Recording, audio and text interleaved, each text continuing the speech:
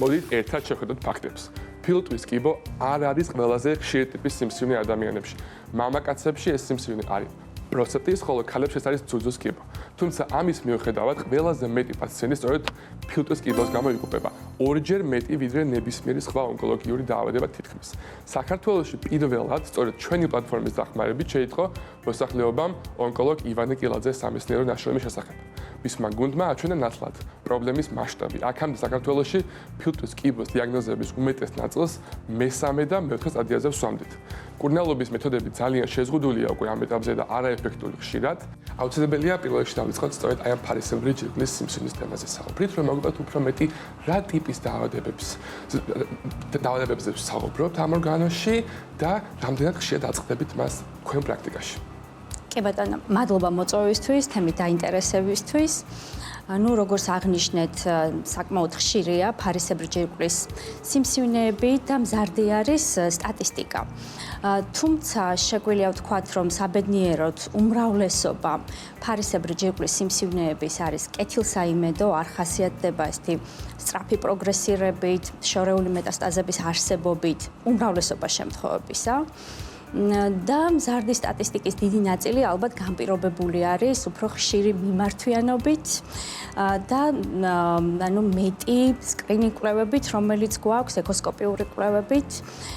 თუმცა, როგორც თქვით, უმრავლესობა შემთხვევებისა არის ძალიან კეთილსაიმედო და კარგად მართვადი. უმრავლესობა მათი მოკლედ სტატისტიკურად უმრავლესობა ფარისებრი სიმსივნეებისა პაციენტის ჯანმრთელობისთვის დიდ ზიანს არ გვაძლევს, რა თქმა უნდა შესაბამისი მართვით და სწორი მკურნალობით. ნინო, იცით რა მინდა რომ გითხოთ, როგორც ვიცით სტატისტიკას ვამოწმებდით, სანამ გადაცემას მუშაობას დავიწყებდით და მსოფლიოში ქალებში არის 5 ჯერ უფრო გამოხატული, მსოფლიოში 3 ჯერ, ხოლო საქართველოში 5 ჯერ მამაკაცებთან შედარებით. აი ეს სხვადასხვაობას რა განაპირობებს, რომ ქალებში უფრო გავრცელებულია ვიდრე მამაკაცებში? კი ბატონო, სტატისტიკა ნამდვილად გლობალურადაც და საქართველოშიც გვიჩვენებს გავს თანაფარდობას დაახლოებით 2.5-3 ერთთან თანაფარდობით, ანუ ქალში უფრო ხშირი არის და საქართველოში, რასაც ჩავხედე ჩვენს პოპულაციური რეგისტრის მონაცემებს, ჩვენთან ეს სტატისტიკა კიდევ უფრო მაღალია, ანუ პრაქტიკულად 4-5 ჯერ უფრო ხშირია ქალებში ვიდრე კაცებში. ამის ამხსნელი სავარაუდოდ რამოდენიმე მექანიზმი შეიძლება იყოს. ერთი ცხადია ეს ჰორმონალური ცვლილება, ხო, ეს ესტროგენის ეფექტი ქალში სავარაუდოდ განაპირობებს. მეორე საინტერესო არის სავარაუდოდ გლობალურადაც და ჩვენთანაც ქალები უფრო ხშირად აკითხავენ სამედიცინო დაწესებულებებს და ალბათ დიაგნოზირება და გამოვლენა უფრო ესეც არის ერთ-ერთი განმაპირობებელი. მესამე ფაქტორი არის კიდევ ავტოიმუნური დაავადებების ისტორია ზოგადად. ფარისებრი ჯირკვლის ფუნქციური დაავადებების ყველაზე ხშირი მიზეზი არის ავტოიმუნური დაავადებები, ეგრეთ წოდებული ჰაშიმოტოს თიროიდიტი, გრეივსის დაავადება. ეს რომ განმარტოთ, გვაძლევს ფარისებრის ფუნქციის დაქვეითებას ან მატებას რიგ შემთხვევებში. ორივე ავტოიმუნური არის და ავტოიმუნური დაავადებების სტატისტიკა ქალებშიც ასევე ბევრად მაღალი არის ვიდრე კაცებში და ავტოიმუნური დაავადებებით სამწუხაროდ გვიზრდის ალბათობას, როგორც კეთილი ბუნების კვანძის ფორმირების, ისე ავთვისებიანი სიმსივნეების. ნამდვილად. შემდგომი კითხვა შეეხება სწორედ აი ამ მზარდ ტენდენციას უკვე ბოლო წლებში, ბოლო 8 წლიან კვლევებში აღმოჩნდა, რომ 100,000 მოსახლეზე საკმაოდ დიდი მზარდი ტენდენცია გვაქვს 33% თუ არ ვცდები მოიმატა რიცხობრიობა ფარისებრი ჯირკვლის სიმსივნეების. რა თქმა უნდა, აქ მნიშვნელოვანი წილი ამაზე არის უკეთესი დიაგნოსტირება, მაგრამ ხომ არ ხშირდება ეს დაავადება ზოგადად პოპულაციაში?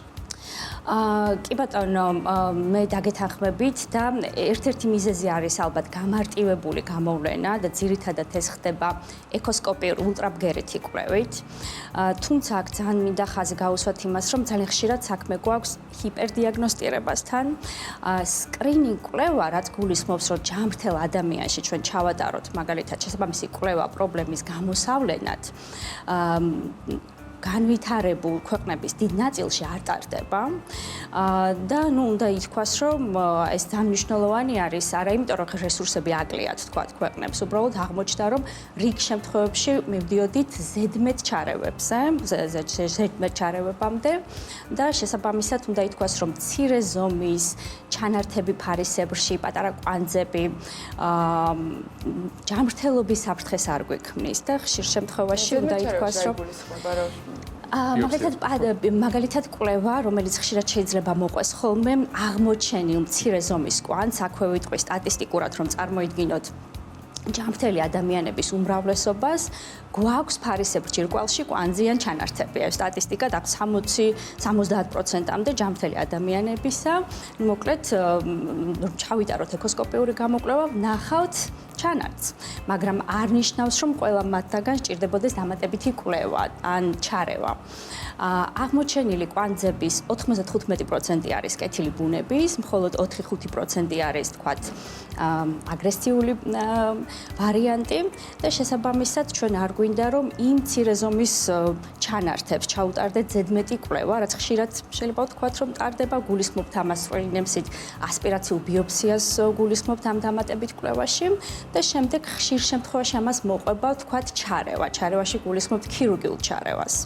შესაბამისად აი ეს ზედმეტი ჩარევის თავიდან ასაცილებლად ალბათ უპრიანია გადავხედოთ არის თუ არა ზოგადად საჭირო სკრინინგ კვლევა. რა თქმა უნდა სკრინინგ კვლევა არის აუცილებელი მთელი რიგი ონკოლოგიური დაავადებების პრევენციისთვის, დროული აღმოჩენისთვის, მაგრამ ეს არ ეხება ფარისებრ ჯირკვალს. ერთად ფარისებრზე ეხება. კი, რაც ძალიან სასიამოვნო ინფორმაცია ასე რომელიც აუცილებელია გავაჟღეროთ, რომ ამ სიმსივნეების უდიდესი ნაწილი არის განკურნებადი, ან კონტროლირებადი, არ განვითარდეს. დაავადების სწორი კონტროლი როგორ მიმდინარეობს, თუ პაციენტს აღმოჩნდა რაიმე ავთვისებიანი კერა. კი ბატონო. თქვათ აღმოჩენის შემთხვევაში, რა თქმა უნდა და ეს როგორ წესი ხდება, ეს იგი ულტრაბგერითი გამოკვლევით. გვაქვს ეკოსკოპიური რადიოლოგიური მახასიათებლები, როგორც წესი, რითაც ვაფასებთ თითოეულ კვანძს, საჭიროებს თუ არა დამატებით კვლევას, ამ შემთხვევაში ბიოპსიას და შესაბამისად ბიოპსიის შედეგით უკვე წყდება მკურნალობის საკითხი. თუ კი პაციენტს აქვს მკურნალობის საჭიროება, ეს უხშირად გულისხმობს ფარისებრი ჯირკვლის ნაწილობრივ ან სრულ რეზექციას, ანუ ქირურგიული არის მკურნალობა და საბედნიეროდ ქირურგიული მკურნალობა არის მთავარი გზა განკურნების. არის რიგი შემთხვევების, როდესაც გვჭირდება დამატებითი მკურნალობა, მაგალითად რადიოიოდინით მკურნალობა და აი ეს ორი მეთოდი არის მკურნალობის მთავარი სტრატეგიები. შემდგომ, რა თქმა უნდა, პაციენტები საჭიროებენ ჩანაცვლებით თერაპიას და ექიმის მეთვალყურეობას. როცა საუბრობთ ამ დაავადებაზე, ანუ მის მზადენიცეს და სიხშირეზე, მნიშვნელოვანია ასე ვთქვათ, რომ ქალებში უფრო ხშირია და ძალიან ხშირად ხდება რეპროდუქციული ასაკის ქალებში. ეს არის ასაკი 40 წლამდე დაახლოებით, ამ ასაკში ყველაზე ხშირად ვაწყდებით ამ დიაგნოზს. იმ პაციენტს, რომელსაც შეიძლება სახლში ვიყურებს და გავუჩნდა ხა შფოთვა ამ დაავადების გარშემო, როგორ უნდა მოიქცეს, თავად ხომ შეუძლია ექიმს მიმართოს ან თავად გამოიკვლიოს და რა არის სწორი გზა, რომ თავიდან ავირიდოთ ფარისებრი ჯირკვლის სიმსივნე. ესე იგი, როგორც თავში მოგახსენეთ, ჯანმრთელი ადამიანებისთვის, რომელთაც არ აქვს სიმპტომები და თქვათ არ აღნიშნავენ კვანძის არსებობას, რომელიც არის მათთვის შესამჩნევი ან ხელით გასინჯვადი, ესე სკრინინგულად მივიდნენ და უკაცრავად ჩაიტარონ კვლევა, ეს რეკომენდაცია არ არის. მაგრამ ცხადია თუ არის მაგალითად დატვირთული ოჯახური ისტორია, ანუ გენეტიკური ფაქტორები, თუ არის სხვა რისკ ფაქტორები, როგორიც არის მაგალითად სხიური თერაპიის ისტორია ანამნეზში, რომელიც რისკს გვიზრდის.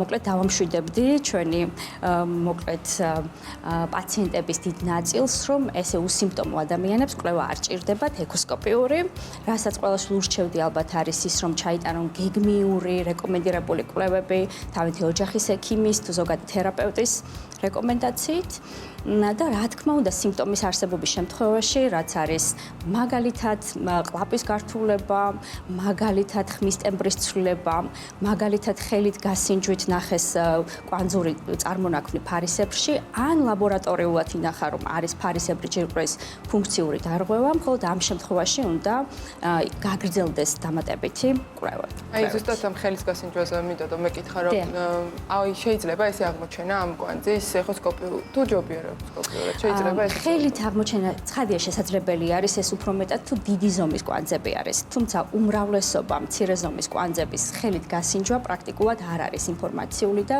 როგორც წესი ოქროს სტანდარტად ითვლება ეკოსკოპიური გამოკვლევა და ბოლოს რასაც აუცილებელია ვისაუბროთ, მათთვისაც შეიძლება უკვე ამ დიაგნოზი ებრძვიან, ან ახლა დაუდგინდათ, რა დროს მიმართავთ ქირურგიულ ჩარევას. ეს დამოკიდებულია კვანძის ზომაზე, მის ტიპიურობაზე ბიოპსიის შემდგომ, რომელიც დადგინდება უკვე თუ რა განაპირობებს აი ამ საჭიროებას.